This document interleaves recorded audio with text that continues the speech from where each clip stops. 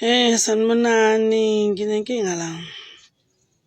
Igama lami nguZonke, umshana wakaNikwe ngwakanzama. Isitori sami sikanje.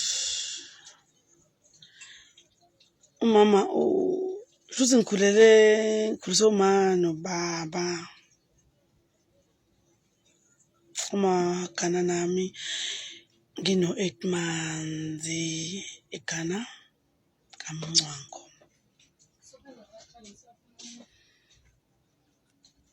Okay, ngihlale-ke nomndeni wami kube right.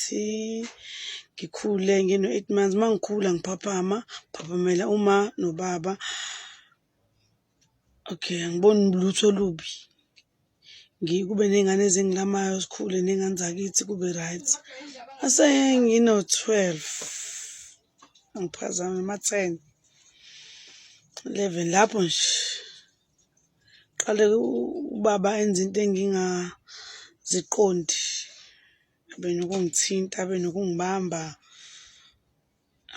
Manje lento ngiyikhuluma manje. Kahle lento ngifisa ukuyikhuluma okhozini.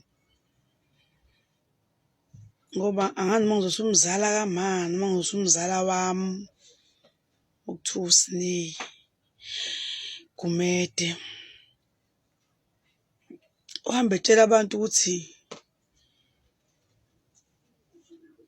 ngangilala nobaba, ngadla indoda kama okuwubaba wami, i-stepfather lesi esingikhulisile. Lento ngiqala ukuyizwa ngo-2019. Ngizwa ngosisi wami obuye eGoli, ozalwa umalume. Athi sivele uma sizwa lento kuwukuthi baxabene usisi noSineyi. Ngingayithathi ngiyifake ekhanda ngiyitshela ukuthi hhayi, angazi noma uma wathi ayiyeke ngoba kuzobe ngathi kuhlukunyezwa ingane kaMavis, ayiyeke lento ingakhulunywa. Okay, fine. Vele ngoba ngazi mina into engekho. Ngingayithathi serious, ngingayinaki. Kanti anginaki into akhuluma ngayo zonke iy'nsuku la afika khona. Uma besola nje abantu ukuthi wayuqome usibanibani nosibanibani, abantu abazanayo wawuqome la kade uqome khona. Hawu, yazi noZonke uyasho ukuthi lento irongi. Athi angakhulumi-ke loyo. Wayelala nendoda kamawakhe.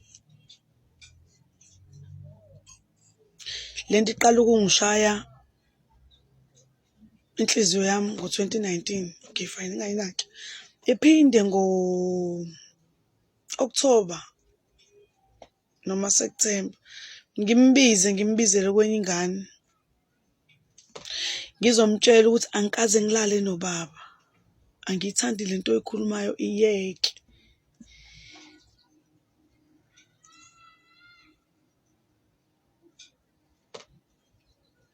Aqhubeka lokho eyikhuluma. Ngithule. Ngithe uma ngithi khona enye ingane ayihlala nayo. Ithi ingane kade thina esixoxela lento.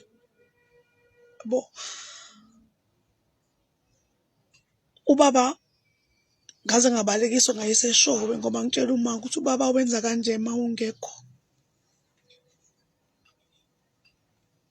Uma wathi angikhethe ukuthi ngifuna ukuyohlalaphi, ngathi cela ukuyohlala eShowe. Because ngangazi eShowe ukuthi ku-street ngizokhula kahle. Okay, ngihamba ngiyohlala eShowe ngifunda u-5, ngifunda u-6. Ngithi ngiphathi nawo u-6 ngilandwe eShowe ngize eThekwini. Uma ngifika eThekwini ubaba afike aqhubeke nayo lento le.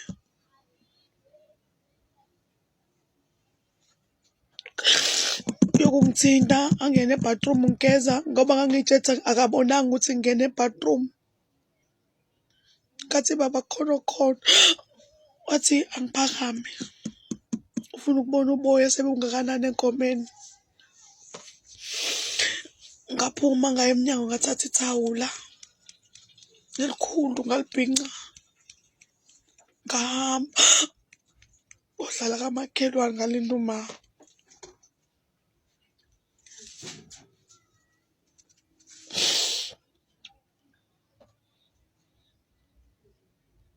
Into engiphatha kabi, into engifisa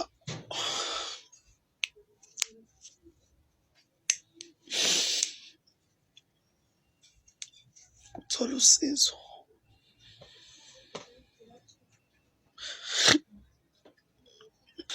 Ngazi ukuthi ngingaya komuphi umnyango, kodwa ividiyo bengithanda ukuthi ngisizakale. Kube ngangiyi-weak noma kube ngangingekho strong, ngangingenawo amandla.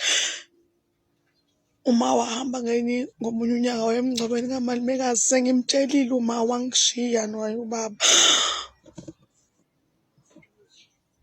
Laphayana ngabe ngithi wangireyipha-ke, ngase ngizovuma, ngabe ngiyavuma ukuthi wangireyipha ngoba wayesegibelile empeteni esekhumulile kusebusuku o-9. Ngilele mina uMbali uma engekho nalezi ezinye ngilele mina uMzini uMbali engekho uma nalezi ingane encane emngcwabeni ngihambe nayo. Kwanokho ubhuti wami owayebaleke emakhaya ebale ukuthi khiphile ingane yamunye ubaba uMntombi. Wanokho ebusuku ubhuti Khehlo wabuza ubaba ukuthi uba loyo, wathi mina baba.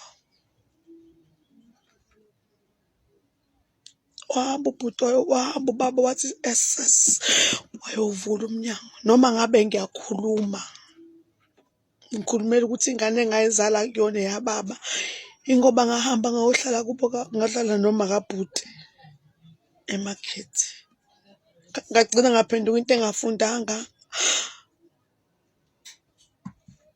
Kodwa namhlanje uSineya uthola ukuthi iyona nto ahambe ekhuluma ngayo daily, ngimcele, sengimbhalelile ama-message amaningi ukuthi ngicela yiyeke le nto ayikhulumayo, angiyithandi, angikaze yenzeka yikho. Aqhubeka ekhuluma and inhliziyo yami ibuhlungu zonke iy'nsuku, angikhoni. Angaze ngilale nobaba. Ngiyacela, ngicela okuningi, ngicela usizo. Kaze ngilale.